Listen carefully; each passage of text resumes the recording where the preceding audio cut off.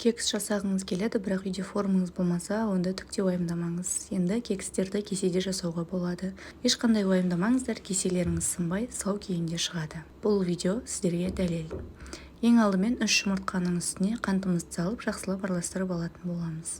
Артынша айранымызды, сұйық майымызды және де қаймақтарымызды салып, тағы да барлығын біркелкі болғанша араластыратын боламыз. Алдын ала өлшеніп алған ұнымызды салып, үстіне біраз қасық қопсықышымызды салып, барлығы біркелкі болғанша, түйіршік қылмағанша, видеодағыдай масса болғанша жақсылап араластыратын боламыз. Кеселерімізді алдын ала барлық жерін майлап алатын боламыз. Осындай үлкен қасықпен 2 ас қасықтан салып шығатын боламыз. Бетіне қалауыңыз бойынша шоколад немесе мейіз салып, қызып тұрған 180 градус пеште 40-45 минутта пісірсеңіздер болады.